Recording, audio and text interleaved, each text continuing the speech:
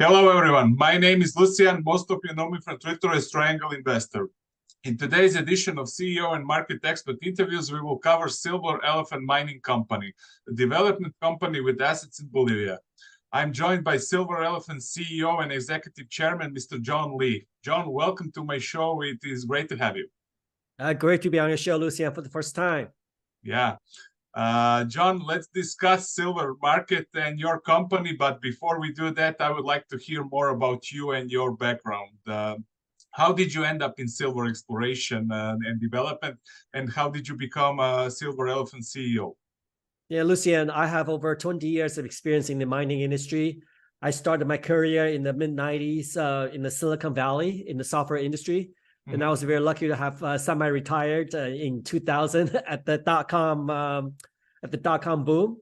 And I started invested in mining because my girlfriend at the time was from Vancouver. So we moved up to Vancouver and saw the beautiful scenery.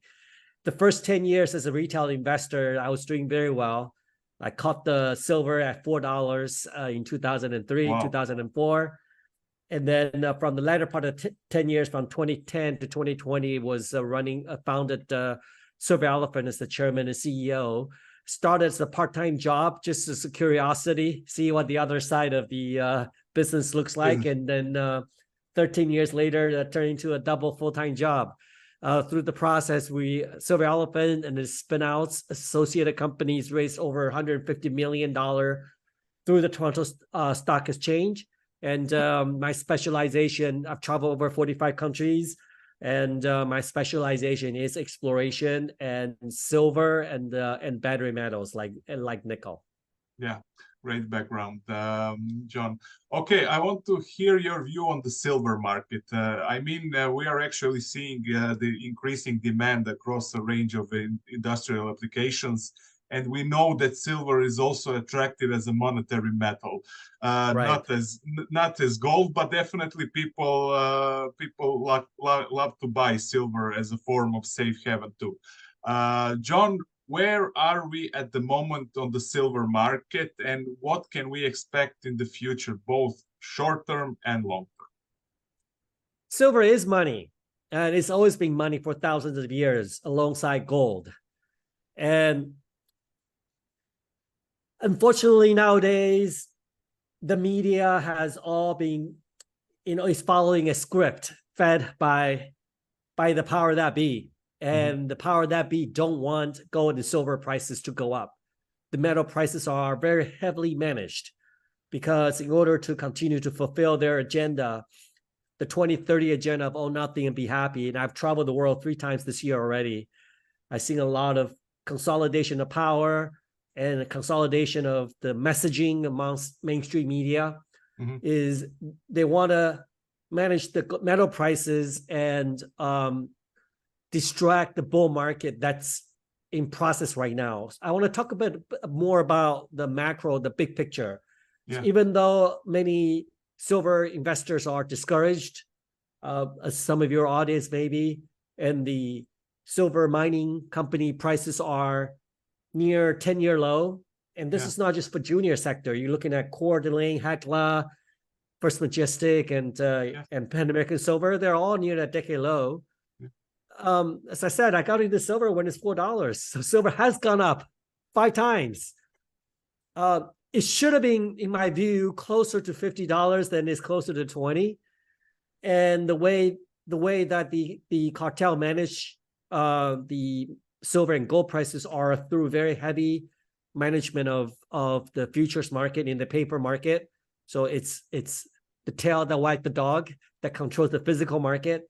And then through the advent of ETF and the cryptocurrency to siphon off the demand for the physical metals and further discourage the purchase of physical metals through penalty and rules regulation from for the pension funds to not being able to own these metals. So these are the different vehicles to both sort of penalize, discourage, and distract investors from owning the metals. I personally think that silver, as I mentioned a year ago, September is typically the fall. It's typically a very strong metal season. And just fast forward to where we are. Yeah. We had a long weekend, a long golden week in China, which is a week, almost a week-long holiday from October 1st for that week. And the opportunity, and then so the big traders, the shorts see that the opportunity and were able to smack the gold and silver prices below 200 and moving average. But in my previous interview, I also said that if they were to go below 200, the moving average, it would be a very short spike. So we've seen the gold dip below 1820, which is incredible buying opportunity, and silver below 22 have since then both have rebounded quite well. That creates a real, that, I mean, technically speaking, usually when you have a breakdown, that sets the stage for a breakout.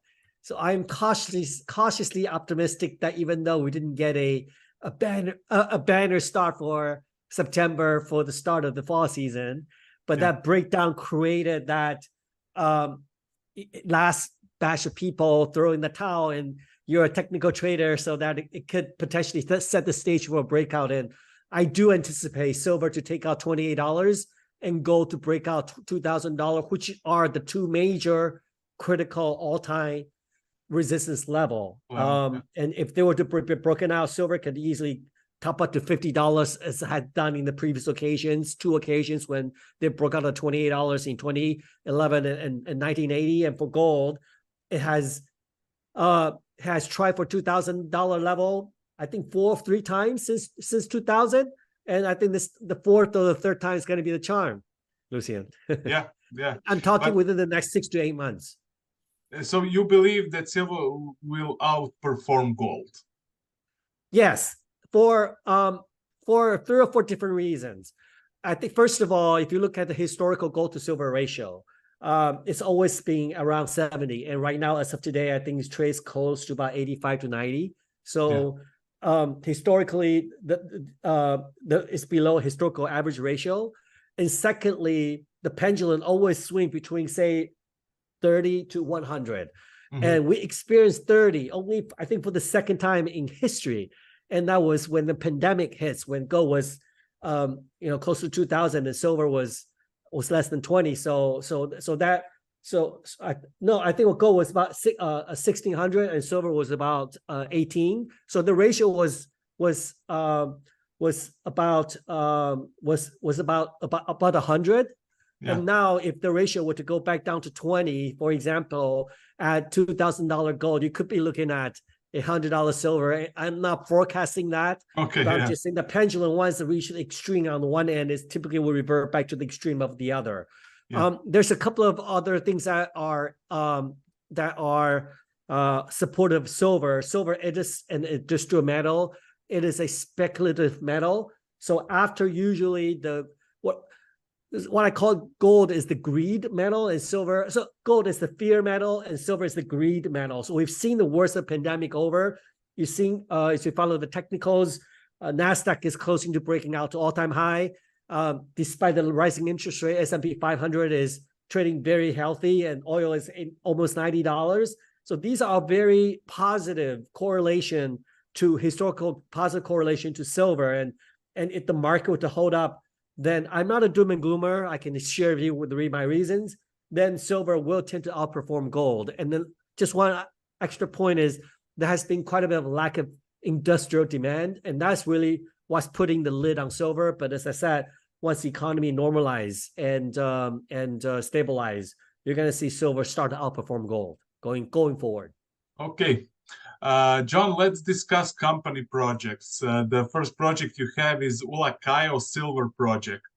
Please give us an overview of the project and the current stage. Going sort of where we are, then we can relay backward. The company actually just shipped the first truck as of today. And so it's very, very exciting. I just got the news clip for about 2-minute clip. Hopefully we'll be able to upload it. And definitely, congrats. The truck left Paca yesterday, and it is part of the agreement that Silver Elephant struck with Indian Precious Metals, which is a company with a processing facility nearby that processes oxide material. Is one of the larger silver producers in Bolivia and also in the world. They're doing about 4 or 5 million ounces a year, which is not small for a primary silver producer. And Elephant were to receive $3 million by January, which is about 3 months from now, and another $2 million over the next 18 months. What we're doing, Lucien, is shoving off the top oxide layer of one of our satellite deposits called Paca, which is part of the Pulacayo Project. And then we were transporting that to Andean for processing. Andean will in turn reimburse the expenses plus paying that upfront payment of $5 million as I mentioned to you. Yeah. And that resource only constitutes about 6% of the Pulacayo resource. So you can see it's over 100 million ounces. And the crown jewel is really in the sulfide resource. So we see this it's a win-win situation where Andean get the top layer of the oxide materials. It's specific to very few processing facilities that can handle that. And then from there, the company, Silver Elephant, is looking to build a sulfide processing facility at Pulacayo, and which then you can start processing the sulfide material after the oxide material is removed. I think it's probably going to take about 18 months to 2 years.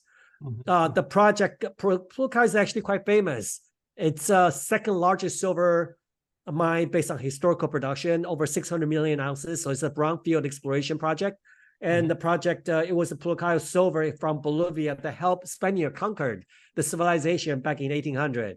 It was the Pulacayo silver that helped Bolivia build the first railway to sea. And to Antofagasta, which used to belong to Bolivia, now is belong to Chile because of the war between Bolivia and Chile about 100 years ago. Through modern exploration, the over 100 million ounces were further 100 million ounces were discovered in the measured indicated category. And then another 20 million ounces inferred, over 100,000 meters drilled, cost $40 million. And we have an excellent relationship with the local community. It's called the Pulacayo community because they are a indigenous group that has a very rich tradition in mining. They're miners, and their parents are miners, their grandparents are miners, and some of their great-grandparents are miners. The sort of the speed and the level of support, the speed at which we're able to commission this mine into production, getting the first truck and shovel and truck leaving the ground in within a month, just 1 month from making the announcement, speaks to the testament and the strong level of support from the local and the federal government for this project. So you have more than 100 ounces in the ground. That is excellent. 100 million. Yeah, 100 million. Yeah. Can you elaborate a little bit more? What are the next steps for the projects? Which milestones are planned to be achieved on the project in the short term and in the midterm or in the long term? Right. Lucian, I want to provide a big again backdrop first. The company right now is $10 million market cap Canadian. Yeah. And it's went down 90% from just 2 years ago when the silver run started in, I think it was July 2020, when silver went from 14 to 30.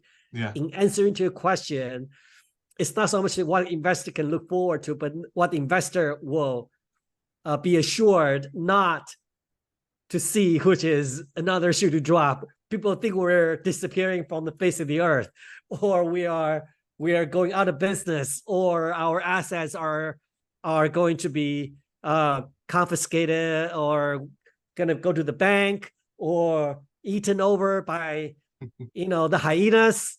Yeah. Or, none of this is going to happen. Lucien, let me just assure you. And the company has gone up, stock price has gone up about 50% since we made the news just in the last week alone. And so I think, first of all, I want to assure investors and your audience, the shareholders, that the company is everything is fine. There's nothing in the hidden closet, and that we are in production. Yes, we really are, and we don't have any bank debt. We don't have. It's just unfortunate we have some shareholders that are angry, and they bought at the top. And they lost 90% if they had sold. And now, having said that, in terms of what we're looking forward to is continue to execute our program.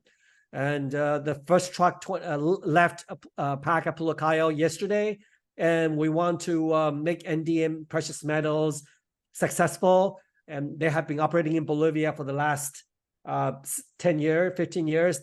And then, so have we. And I think together with our experience in technical and legal and commercial and community relations, we're really forming a formidable team that we're going to have this operation continue throughout, even after the oxide finish. Lucien, that's 5 million ounces. It's possible we might partner together. They have over $70 million in the bank to build a plant on site, or maybe somebody else, or maybe ourselves, so we can retain a bit more of that upside on the silver prices. So we're not going to have hopefully negative news coming on, and we're going to continue to manage our relationship and operation. We're not looking to undertake any diluted financings. So maybe a little bit boring, Lucien. We're not going to be drilling likely right now because investors and companies are not being rewarded for any drill results. So we're going to be a little bit boring, but we're going to continue to reach out to investors through channels such as yours. And we're going to watch our expenses closely.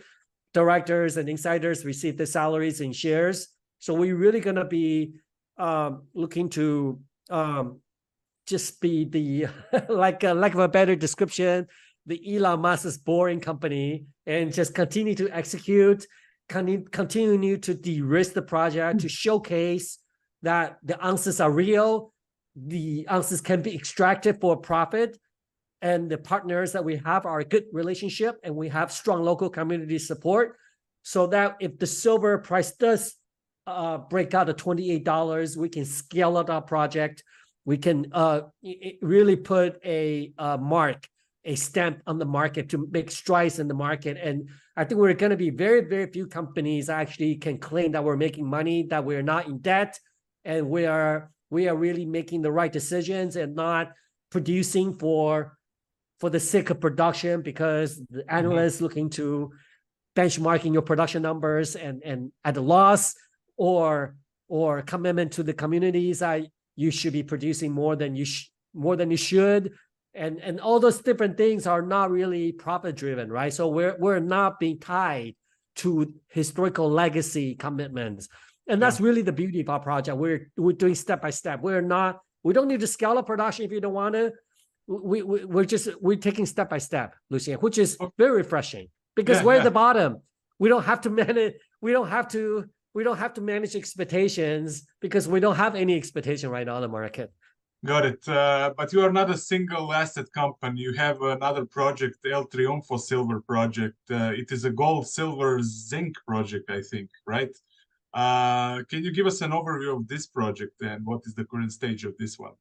Oh, that's a very, very exciting project, Lucien. We did the drill on the drilling in 2021 when we acquired the project, and also in 2022. We did step out drilling, so we're looking for, as the name suggests, we're out there to hunt for elephant, even though there's no elephant in Bolivia. We did several wide step out drilling, very wide spacing. 500 meter, a kilometer wide space drilling, and we hit all of those drill holes. Some grades are better than the others. Some are close to 1 gram gold equivalent near surface. But then we're able to extend and prove the strike beyond from the original sort of 300 meters where you had the artisanal miners that gripping on the surface and all the historical drilling in the area. We expand that from 500 meter to over 2 kilometers. And sorry, when was that? That was 2022. 2022, okay. And after we did a round of geophysical surveys, IP survey, so we saw all the big targets were the eastern side of the deposit. And what happened, Lucien, is there is a fault, not geographically too, but practically it was a 500 meter cliff dive, so nobody bothered to look at the other side of the project, and we found, so we're very excited. if we can prove up, this could be a world-class project if we're able to prove the tonnage. So it is a bulk tonnage project. I mean, the grades at 1 gram gold equivalent. It's not to be it's not to be sneezed at. A lot of the gold project like Osisco or Detour Gold, as you know, 1 gram at $2,000 gold is $50-$60 a ton of rock on surface. So we believe the grades are, I mean, this is not a epithermal, super high grade, structurally controlled vein system, but if we can put together decent tonnages over not even just 1 kilometer strike, not to mention 2 kilometer or 2.5 kilometers, this could be a solid project. It would be a very, very exciting exploration project, but we're not spending money on that right now. And also has a good, excellent infrastructure. We have access to water and road and power. And also we have a very peaceful community. We're very, very fortunate in that regard. Excellent. And how would you describe Bolivia as jurisdiction where you operate? What are the most important benefits from doing business there? And is there any obstacles you have encountered developing your projects? Yeah, the most beneficial point of doing business, let me start with that, is it is actually a country that we can get money in and out quite easily. Despite sort of the rhetorics, as I talk about mainstream media. There is actually, Bolivia is one of the most stable countries. GDP has consistently grown at 5% in the last 15 years. And I was there for 15 years. I lived there for 3 years. The infrastructure is actually in many ways better than Peru and Chile and Argentina. It is well endowed despite lack of foreign investment until recently. It is the 6th largest silver producer in the world. It has massive resources in tin, in iron ore, in gas. And in the last few years, and the pendulum has swung from very left-wing rhetorics to opening for foreign investment. In the last 5 years alone, I think probably $500 million has raised through the North American stock exchanges for mining. And now you have several mining companies collectively well over $1 billion market capitalization operating in Bolivia. And depending on the jurisdictions, it's not always a country. People say, oh, Mexico is great doing business or Canada is doing great business. I would say you got to focus on studying on the local community level. And if you are a farming community and if you drill a hole and found gold deposit in the middle of a farm, you're going to have problems. Or a fishing community, right? So in the case of Pulacayo, they're a mining community. So we have a good community relationship. We have a vast geological potential. We have excellent infrastructure. We have neighboring projects and mines that can actually toll mill both our oxide and sulfide materials. And we have all the major traders are there, 40 million ounces of production in silver last year. And I would say it's hidden treasure, even though it's recently getting discovered and a lot of people made very good money. Relatively speaking, we feel very, very comfortable of operating in Bolivia. We see Bolivia no better, no worse than Mexico, Peru, and some of the other common destinations that are they're sort of being more favored. John, your company has Mega Thermal Coal Corp. That is a wholly owned subsidiary of the company, which owns and operates the Ulan Ovo mine. Ulan Ovo produced approximately 1 million tons of coal, sold to over 30 international and Mongolian customers since 2007. Mega Thermal also owns and operates coal mines in Mongolia, right? Yes. Yes. Can you please expand a little bit on those operations? I'll spend 2 minutes on that, and I thank you for having done your homework and your research. It is a legacy project that Silver Elephant had owned for more than 14 years, and it was actually the flagship project that Elephant had owned before its name change from Prophecy. And the project has over close to $100 million spent on it, fully permitted, 200 million tons of thermal coal. And 2022 was thermal coal was the best performing commodity and actually trends very closely to oil price. So oil prices is going from 130 and back down to 70, and now it's at around 90. So thermal coal price is kind of doing something similar. We did just very modest mining 20,000 tons over 3 months out of a 200 million ton massive single seam open pit, no strip ratio. And logistics is always the challenge, but we're able to overcome that. 20,000 tons, we made about almost $500,000, and the 20,000 ton went to China, which is another first for the company. We're not looking to right now. The mine's on standby because we want to wait for the thermal coal prices to stabilize, and then we can make a production decision. It's not going to be a big large scale production because we're focusing on the silver first. It is our DNA, and if we're able to get a good partner in Mongolia, have a stabilized coal prices, then that could bring an additional cash flow stream. So the last thing I want is to have distraction from thermal coal and have it become a losing proposition, because the last thing you want in a mining industry is to be extracting and depleting your reserve and resources at a loss. It's a double whammy, right? Yeah, agreed. And unfortunately, Lucian, that's probably 80% of the silver companies are doing right now, or commodity company are doing right now. Copper company making a loss, gold company are mining at a loss, everybody's mining at a loss. And we don't want to do that. And we don't want to commit to the communities and depleting our reserves and short spending our equipment and to lose the money. Doesn't make any sense. So I would just say it is a terrific asset, nothing wrong with it. And we're not promoting it. And we're gonna plan very, very carefully. And when we make a promise in the news to make it production, we will make it a production and generate cash flow. But right now it's on standby. Okay, fair enough. John, I want to pick up your brain about the focus of the company in the future.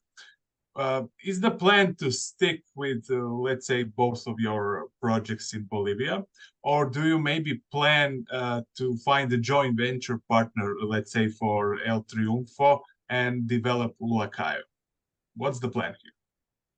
Lucian, we're keeping all the options open. I am a chartered financial analyst. My forte is M&A, so I am not fixated on geology or, thinking this is my dearest pet project. I'm hugging it like it's my baby. I mean, it's so demonstrated. With Elephant and this prior company has acquired nickel, vanadium, coal, gold, and silver projects. So we're keeping all of our options open. And when we talk about de-risking the project, which is a cliche, but we are really one of the very few companies are doing that. We're permitting the project. We are putting the project in pilot production. We're getting the green light from the community. So I think at this point, silver price is 20% on the bottom, then 20% on the top. When the silver price is 20% on the top, we'll make sure our data room is ready. We'll make sure our projection, the continued scaling of our project, and then if the capital market is open to self-financing for Elephant at a minimal dilution, and we are confident about generating cash flow, we'll do that. And then if the financing is prohibitive and too dilutive, and if we have a good partner that can come in to acquire the project, we'll open our data room to the highest bidder. And then, or if a good partner like Indian or somebody else, by the way, I just want to mention Indian has been a world-class to deal with, to work with, that will offer reasonable terms to finance the project and provide continued good, reasonable upside for Silver Elephant. We'll jump on that as well. So I'm really truly believe that we're one of the very, very few companies that put action where our words are in keeping all of our options to maximize the upside for our investor. Oh, just one more point about our management. Collectively, over 150 years of experience operating in permitting, in operation, in community relations, in financing. It took me, Lucien, I'm an outsider looking in. So it really took me about 10 years to sort of get an understanding of who is who in the industry. And to get the right people, finally, that we are operating seamlessly as a team moving forward. Everybody knows what needs to be done. And kind of like Steve Jobs says, for the good people, you tell them what needs to be done and they go and, fix things well. And like I said, again, I think that the operation for Andean Precious Metals is a great example, a testament of how teamwork has excelled in such a short time frame. Yeah, definitely continue on this subject. Who is in your team? Who is on your board? Who are the people behind the Right. company? Myself, as I mentioned, over 20 years experience in the mining industry. I financed the company through the thick and thin. We have Rob Van Drunen. I recruited 2 years ago. He's over 30 years, 35 years experience with Vale, which is Inco. And he's the chief operating officer. He started out as a foreman, underground miner, open pit miner, running processing plant. He's extremely hands-on. And he's toured all of our projects and spent considerable time at Pulacayo. And we have Andrew Yao, who joined us a year ago. He's a seasoned veteran, a CFO who's familiar with IFRS, all the regulatory compliance on both US and in Canada. And then we have these are the core group. And then in Bolivia, in Mongolia, we have our ground staff that has been in working on the project. When we acquire the project from other companies, so they have experience of over close to 20 years working in Bolivia and in Mongolia. We have also Ron Espel, and Ron is the permitting guru with Barrick and also with the U.S. Permitting agency for more than 40 years. So he is excellent in managing regulatory compliance, environmental protections, and government permitting and community relations. So we have the really rounded team in environmental, in permitting, in operation, and in finance. Yeah, it sounds like a very good and experienced team, definitely. John, what about share structure? Can you expand a little bit on that? How many shares do you have outstanding, warrants, options, skin in the game? Please give us some data. Right. The company trades right now at about 35 cents, 30 million shares outstanding, 33 million shares outstanding. Approximately 7% is owned by insiders and close associates. Everybody financed, majority of the finance were done actually at over $2, $100 over $1.60, averaging I would say about $3, $2 to $3. We had a 10-for-1 rollback, and that just happened when the market started heading south. So that was sort of a company driven and then also the market driven of our correction. And the company issued some shares diluted, but not to the extent of our miners. We did around a 30-cent financing. That's as low as we did. That's only about $300,000. And the other finances were done well between 45 cents and $3. 45 cents is another small round of financing. So I would say we'll have actually a very, very tight structure. There's not a lot of overhang between where we are at 35 cents to $1.60. If we were to put up the chart, we went from 160 to 50 cents, I think, in 2 months. Hopefully, it's the old adage, right? However it went down would be maybe the way it comes back up, hopefully. Yeah.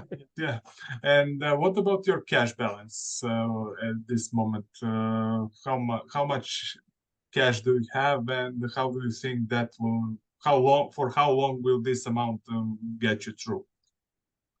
Right. We have about just under $1 million Canadian dollars in the bank. We received $1.5 million Canadian on signing the toll milling joint venture with Indian Precious Metals about a month ago. And the company is due to receive another 2.3 million Canadian dollar, which is 1.8 million US dollars in January. We believe the working capital will be sufficient to operate the company for entire 2024 and maybe even beyond, because it's another $2 million payment from 2025. Yeah. And so we don't anticipate any financing. We'll try to really watch our budget closely, conservatively. And that's where we are. Okay, good to know. Final question, John. Possible news flow from the company in, let's say, remainder of the year or 6 months ahead. When and from which project can we expect some news flow? We make that symbolic truck shipment yesterday with Indian Precious Metals. Granted, it's one truck, doesn't mean a lot, but we're hoping to start ramping up our production, and we're going to be the boring company. We're going to continue to scale up our production and make sure Indian precious metals successful, issue not necessarily monthly update, but quarterly update. And and then wait for the market to excel. I think the market needs to turn around for the silver market to warrant exploration and to expand our marketing or promotion budget. Or so I think we're gonna be step by step, and we have obviously clearly in the last couple of weeks gained additional new shareholders, and we're just gonna be continue to de-risk the project for Pulacayo. We're probably not going to do anything with El Triunfo until gold takes out $2,000, and then on the Mongolian thermal coal project, if oil continue to go up and breaks or take out $100 and thermal coal were to reapproach $200 a ton, we may be making news on restart of the coal production as well to generate additional revenue. In the end, it's what I call the Warren Buffett said, right? In the end, in the short term, the market is a voting machine. In the long term, it's a weighing machine. So we want to make sure the time, and also Warren Buffett said, you want to make sure time is your friend. So we want to align the company interests with time, and to manage our project, manage our expectation, deliver our commitment to our shareholders, keeping our promises one by one, and then let our strength speak for the company itself, which is 100 million ounces in the ground for a project that's in good jurisdiction, good infrastructure, surrounded by major mining companies like Eloro, Pan American Silver, Andean, San Cristobal, Glencore, all of these bona fide major mining companies, and then just restore our name as a household as we once were only 2 years ago. Okay, John, I wish you luck with that. Of course, that was Silver Elephant CEO and Executive Chairman, Mr. John Lee. Thank you very much for being my guest. And like I said, I wish you luck with all your projects, and let's keep in touch. Thank you, Lucien. Appreciate it.